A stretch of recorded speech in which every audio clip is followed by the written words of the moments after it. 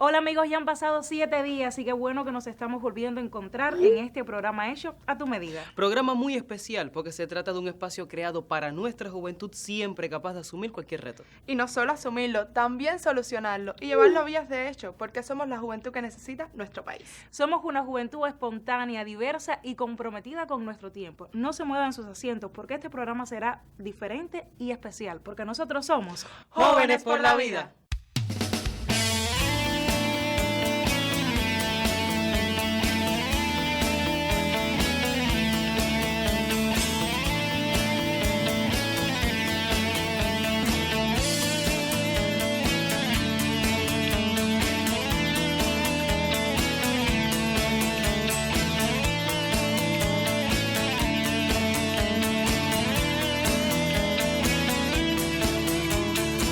Y en Jóvenes por la Vida, hoy tenemos a un invitado para mí y para todos muy especial. Qué honor poder contar con la presencia de Harold Naranjo, locutor de radio y televisión. Qué bueno, presentador además, qué bueno que estés aquí con Gracias, nosotros. mi corazón, gracias. Para mí es un gusto tremendo llegar nuevamente a Jóvenes por la Vida. Muchísimas gracias a ustedes también. Me siento feliz de estar aquí. Su presencia nos toca muy de cerquita, ya más adelante sabremos por qué. Ahora vamos a conversar un poco sobre los inicios de Harold en la locución. La locución comenzó por un sueño que desde bien pequeño yo tenía muy claro, de querer ser locutor. Entonces me atreví a dar los primeros pasos por allá por Habana Radio. Mi mamá escuchó una convocatoria precisamente a través de esta emisora que estaban buscando adolescentes para que se presentaran a un casting y de ahí poder ser los conductores del programa adolescente de la emisora Contigo Somos Más, que sale al aire todos los miércoles por esta emisora en vivo. Un reto tremendo porque era estar una hora delante de los micrófonos. Yo no tenía una experiencia similar, solamente la de aquel niño que soñaba con querer ser locutor. Exacto. Y entonces llegar a Habana Radio fue llegar a una emisora que decidió abrirme las puertas y dejarme crecer. De tal manera que pude hacer ese espacio. Después comencé a hacer La Pupila Asombrada de Habana Radio, que era un programa totalmente diferente. Un programa que hasta el momento de ese espacio, Contigo Somos Más, no había salido ningún adolescente a hacer otras cosas dentro de Habana Radio. Entonces yo fui el primer adolescente que salió a conducir otros espacios y para mí eso fue un regalazo tremendo. Me comentabas acerca de tus inicios en la radio, pero ¿cómo te metes en el mundo de la televisión y qué significa esta para ti? La televisión llega un poco después. Llega después de haber estado en Habana Radio, después de conducir también Suave y Fresco, que era el programa juvenil de la emisora, ya con profesionales. Yo todavía no era un profesional de la locución en aquel momento. Me intereso mucho más por la locución. Ya yo tenía decidido de que esa iba a ser mi carrera, pero la televisión hasta ese momento a mí no me llamaba la atención. Yo no tenía aquello de decir yo voy a ser presentador de televisión. Para nada. Yo me enamoré de tal manera de la radio que yo creo que era lo que yo quería hacer, y ahí donde estaba yo me sentía bien, con las personas que estaban y con los espacios que dentro de Habana Radio yo había obtenido. Pero ser parte de Habana Radio y de la oficina del historiador también hizo que pudiera ser parte del proceso de creación del Centro a Más Espacios Adolescentes, que es un centro que imparte talleres de radio, de televisión, de artes plásticas, de danza, de todas las manifestaciones artísticas, y que está ubicado en Compostela, entre Teniente Rey y Muralla. Entonces, al ser parte de ese centro me fui vinculando de alguna manera al audiovisual. Hicimos documentales, hicimos talleres, hicimos muchísimas cosas, y de alguna manera ya yo hacía otras cosas por el lado de acá. Cuando digo el lado de acá me refiero a este lado del Vedado, porque todo estaba muy conectado con la parte más añada de la ciudad, y entonces es que llevo a Jóvenes por la Vida, este espacio donde estamos.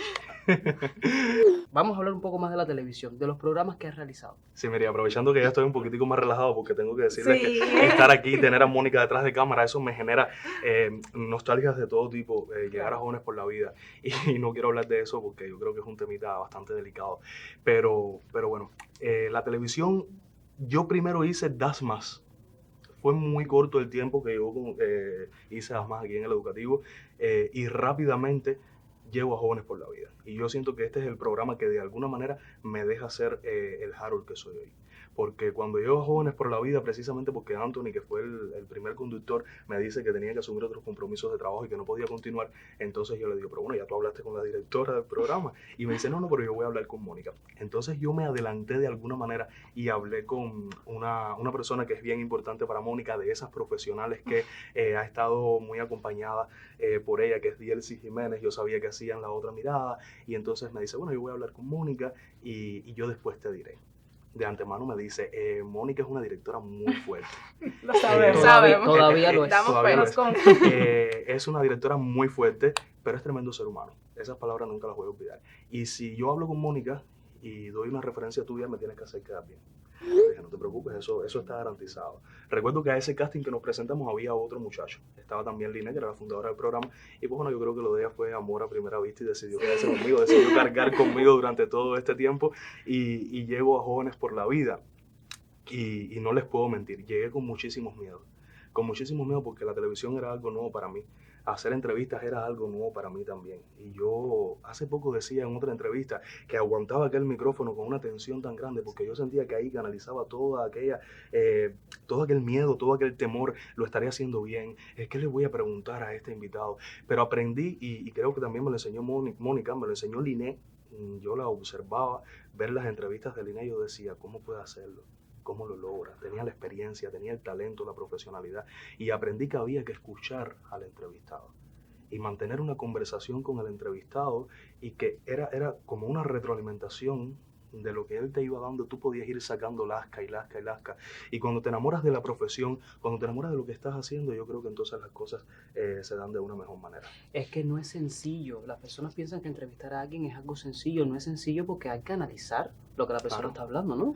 Sobre todo Jóvenes por la Vida, que estaban marcando un contexto muy difícil en aquella etapa que era la pandemia de la COVID-19.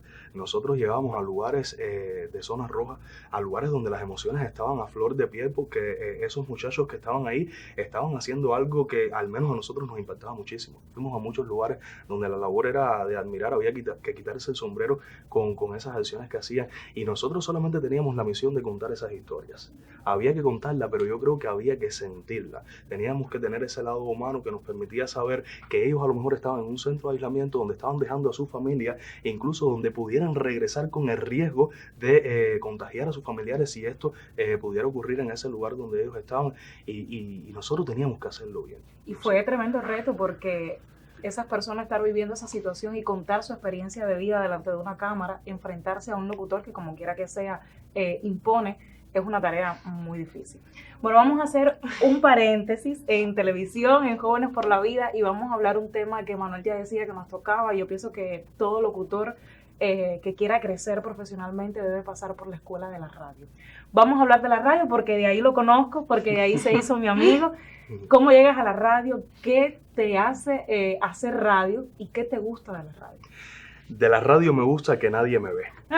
Me gusta que nadie me ve, me gusta que puedo tener un pie encima del otro, estar cómodo, sentirme en casa. Yo defino la radio como la casa.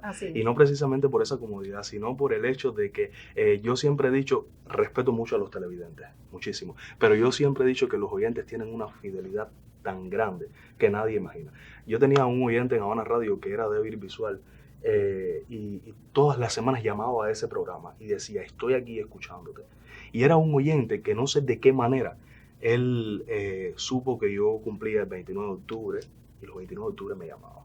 Y era un oyente que estaba presente todo el tiempo. Después salté hacia otras emisoras y ese oyente llamaba a esas emisoras. Y ahí entendí que hay personas que solamente tienen un radio y que en ese aparato encuentran una paz tremenda, una compañía fiel, y entonces hacen que de ahí salga una reciprocidad tremenda y es la compañía que nos brinda. Exacto. La radio para mí es eso, fidelidad constante del oyente y ya con el tiempo, cuando he dejado de hacer programas de los que nos dan la facilidad de recibir una llamada, de que el oyente quiera pedir un tema musical, de que el oyente quiera saludar a quien sea, yo siento que he perdido una parte importante de la radio, porque ahora hacemos Radio Reloj y Radio Reloj no permite eso. Radio Reloj es una emisora que ni tan siquiera permite que tú y yo, que estamos trabajando juntos, podamos hablar. Es todo mecanizado, yo no te puedo decir buenos días, yo no te puedo decir qué bonito estás, no, eso no existe. Y a mí eso yo sí lo extraño mucho de la radio, porque la radio es eso, poder conectar y poder llegar. Pero Radio Reloj ha sido una escuela. Tú lo sabes, Magdalena.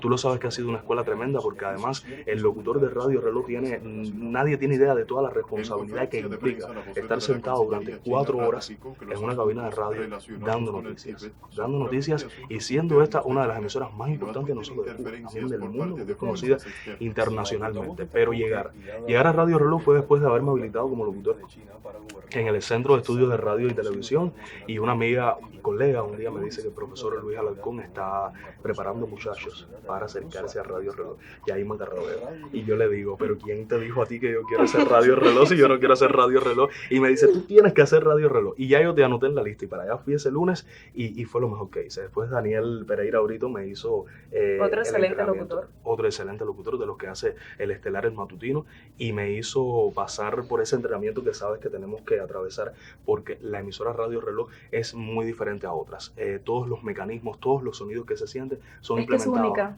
No hay otro Radio Reloj. No hay otro Radio Reloj. Y entonces tienes que aprender, tienes que saber en qué minuto se toca tal cosa, cómo manejar el xilófono en el horario internacional, la revista semanal de la que aprendes muchísimo, y tener todo ese background de cosas que tienes que tener en la cabeza. Yo creo que solamente lo da ese paso antes de poder sentarte delante de esos micrófonos. Hey, I'm tripping, I'm sliding, I'm riding through the back like fuck.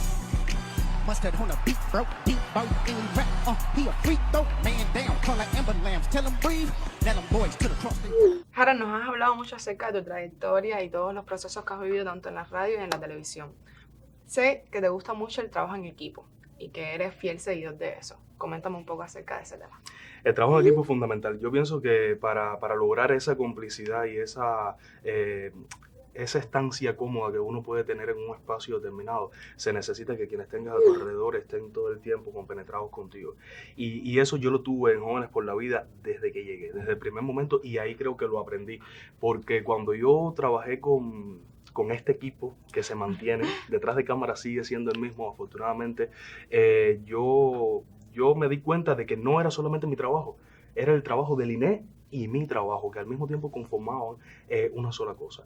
Ella que se enamoró de mí, porque yo tengo que decirlo así. Fue ella la que se enamoró de mí. Yo le envié un beso muy grande. Me lo hizo muy fácil, a pesar de que Linet es una persona que ya venía trabajando con Mónica de otros programas, que las mujeres yo siento que se sienten dueñas del territorio, y eso está bien. Ese empoderamiento a mí me parece muy bien. Yo de ver a Linet solamente trabajar, yo también quedé encantado. Para mí que tuviera el trato con Mónica como el que viví, esa cercanía más allá de las cámaras, en la que también me involucró a mí de a poco, a mí me hizo ver que era una muchacha de valores, que era una muchacha muy profesional, que era la muchacha que tenía que estar en Jóvenes por la Vida en ese momento, porque era muy humana, y contar las historias como la contaba Liné, a mí me llamaba poderosamente la atención. Yo decía, yo tengo que acercarme a esto. De hecho, Liané Pérez Fu, que es una de las grandes locutoras de este país, y que así comenzó nuestra amistad, un día me manda unos audios por Messenger hablándome de mi trabajo. No nos conocíamos. Y ella en esos audios me dice, necesitas montarte un poco más en el tren de esa muchacha, para que puedan estar parejos, para que puedan ir de la mano, porque tiene una energía, tiene una dinámica y tiene una profesionalidad muy grande. Y yo creo que entonces ahí es cuando yo comienzo a valorar muchísimo eso, porque ya no hacía falta que antes de comenzar una entrevista yo me le acercara y le preguntara. Ya ella sola lo hacía, y ya podíamos entendernos incluso con la mirada. Liné es un eslabón importantísimo dentro de mi carrera, dentro de mi vida, porque después fuimos los amigos que dormimos en una misma cama, después fuimos los amigos que nos fuimos a salir en la noche y compartimos alegrías, tristezas, todo tipo de cosas. Es parte importantísima dentro de mi carrera.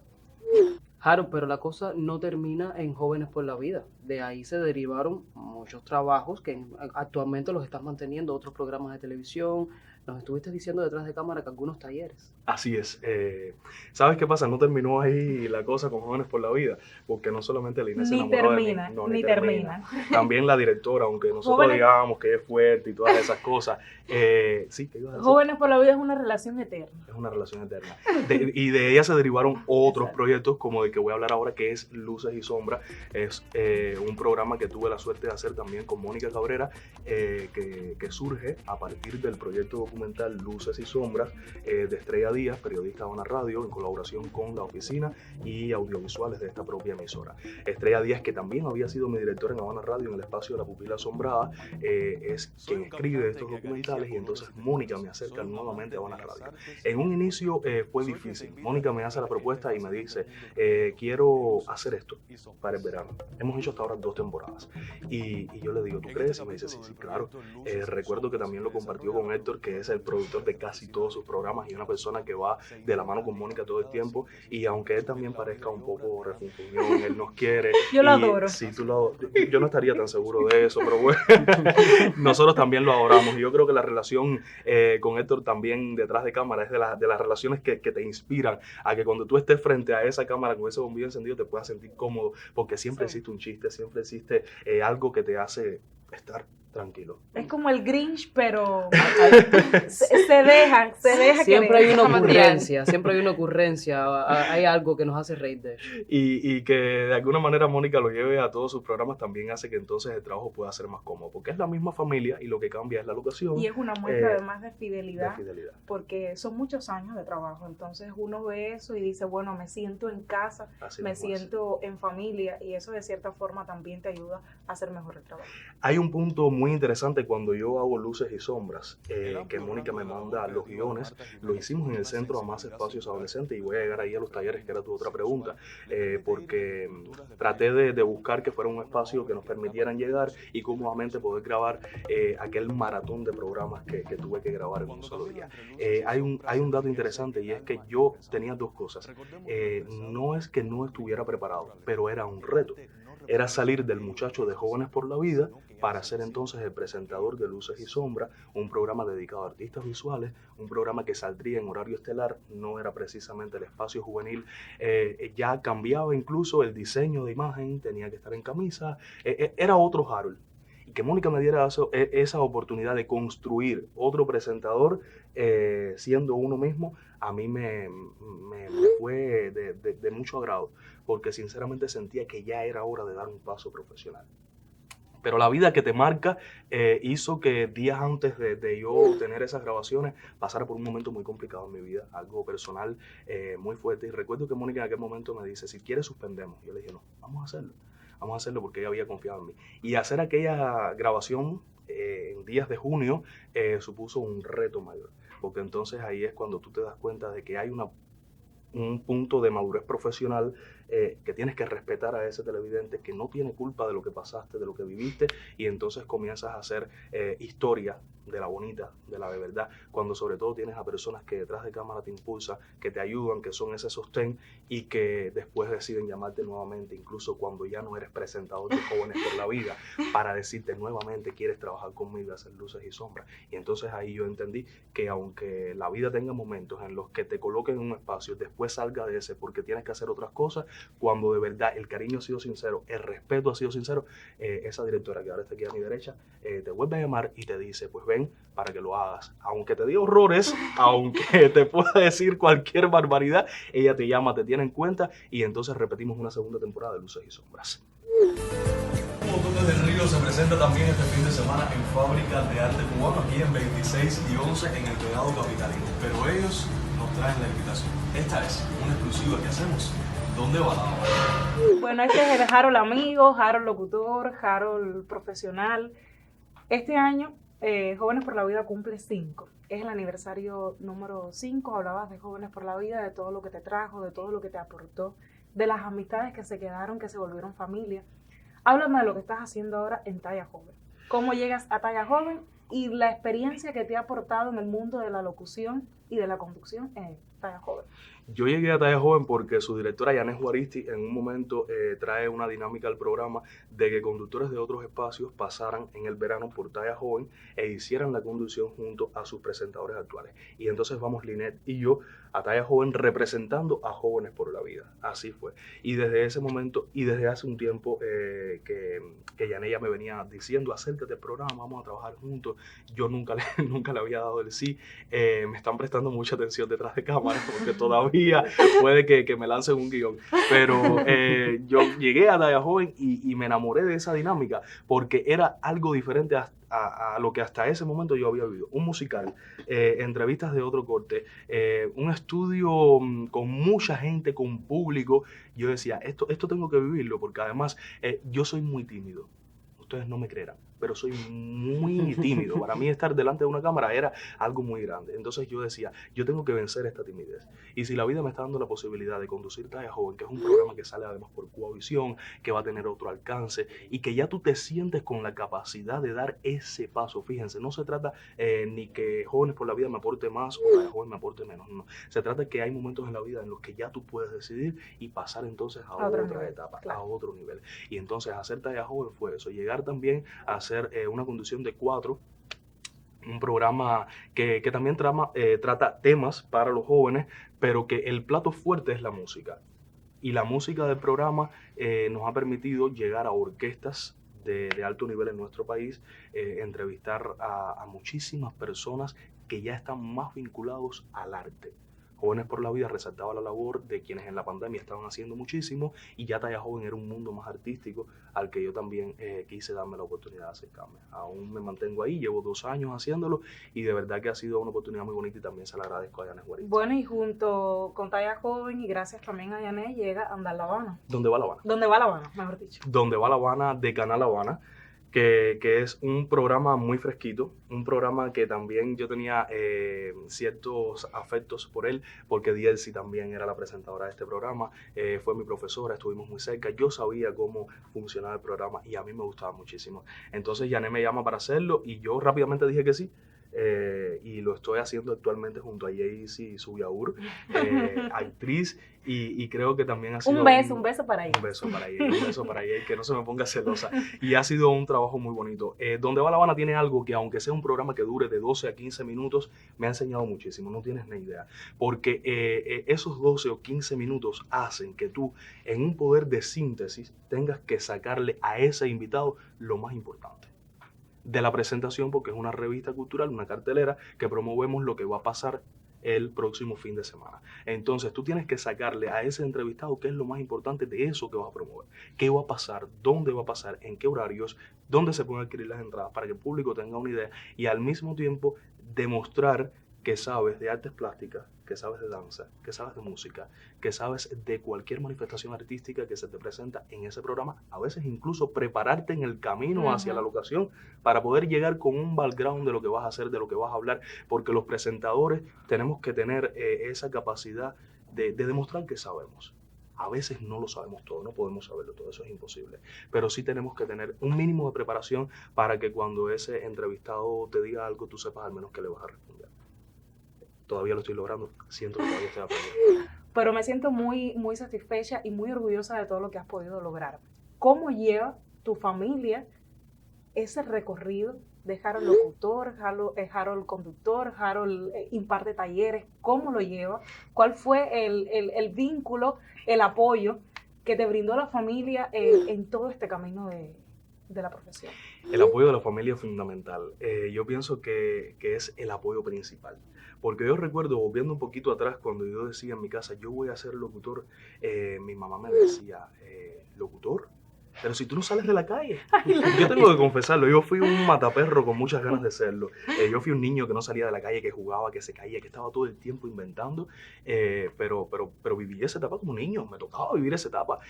Pero si tu padre o tu madre no te dice eso para que tú analices que para ser locutor tendrás que apartar un poco la calle para dedicarle más tiempo tal vez a una lectura o para sentarte a ver el noticiero o para ver un programa de entrevista, algo que yo sí tenía, porque yo recuerdo que yo veía mucho los programas de la televisión, veo los programas de la televisión, pero con esto que les quiero decir que los padres son los únicos que siempre nos van a decir las cosas antes para nosotros saber cómo llegar a ellas. La familia es importantísima. Lo mejor que tienen es que cuando me ven, si no les gusta algo, me lo dicen. Mi mamá nunca ha sido la madre que se ha sentado delante del televisor. Ay, qué lindo habla mi hijo. Ay, pero qué bonito lo hacen. No, estoy yo aquí sentado y está al otro lado y me está diciendo, ¿y por qué estás esto mismo que estoy haciendo ahora que no lo puedo evitar? ¿Y por qué esas manos no mueves tanto? ¿Y por qué estás tan ladeado? ¿Y por qué es Harold? Y entonces le digo, mami, por favor. Yo le explico, no se da cuenta en ese momento de que eso está pasando. Hay mecanismos involuntarios que uno no sabe.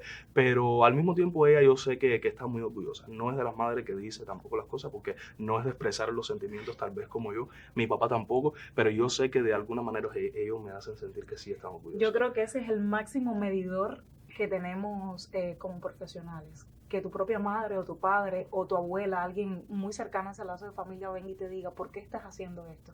No es para mal, sino para que sigas creciendo Claro. como... Son los mayores críticos, las emocional. familias son los Exacto, mayores críticos así es. a la hora de trabajar porque son los que nos están viendo y lo hacen desde el punto de vista para mejorar, no para opacarnos o que lo hagamos mal. En un punto de Uno, lo vista. que yo sí entiendo que tiene que ser muy receptivo. En la vida te vas a encontrar con personas que van a querer acompañar tu camino. Y esas personas se te van a acercar y te van a hacer una crítica constructiva. La vas a aceptar, la vas a retener, vas a analizarla. Y yo con el tiempo aprendí que de todos los que se acercan, no todas las críticas tú las debes absorber. Porque hay personas que van a llegar para lacerarte. Hay personas que van a llegar para decirte algo porque tienen la voluntad de ser así, pero hay unos pocos que sí van a llegar para acompañar tu camino y a esos hay que escucharlos, a esos hay que agradecerles y a esos hay que hacerle todas las reverencias posibles. Bueno, yo te agradezco a ti, una, por haber llegado hasta acá, por haber accedido a esta entrevista. Te agradezco por la amistad, por todos esos consejos que me das a diario, por el estar ahí, por ser compañero y por la fidelidad que guardas en cada momento. Gracias Así a ti, que Marta. agradecerte. No, gracias a ti, rápido. Me decían que Jóvenes por la Vida cumple 5 años. 5 ¿no? años. Han sido 5 años de un camino que hay que darle las gracias a Mónica nuevamente, porque no es fácil llevar un programa en estos tiempos. Sabemos cómo funciona la televisión, sabemos todas las problemáticas que hay desde todo punto de vista, y mantener un programa de televisión es muy difícil. En mi tiempo ya era difícil, ahora imagino que sea un poco más difícil, y ahí está ella batallando con su equipo, ahí los tiene ustedes, y yo pienso que tienen que seguir defendiéndolo. No sé quién lo ha hecho mejor, no se trata de eso. Solamente puedo decir que Jóvenes por la Vida ha sido una sola cosa durante todo este tiempo. Mañana tampoco serán ustedes y serán otros muchachos. Y yo creo que todos los que lleguen tienen que mantener esa línea. Y con el mismo rigor. Aquí estamos al ladito de ella. No, yo creo que ese Todo rigor el no va a tiempo. cambiar. Felicidades en estos 5 años a Anthony y a todos los que han pasado por el programa. Muchísimas felicidades y gracias por ser parte del equipo. No, y las gracias también por esa bella sonrisa, porque si algo te cambia el día es la sonrisa de Harold, que lo diga él mismo. Gracias. Así que las gracias por estar aquí. Vamos a despedir como siempre lo hemos hecho y formas parte también del equipo, porque esto es y seguirá siendo Jóvenes por la Vida.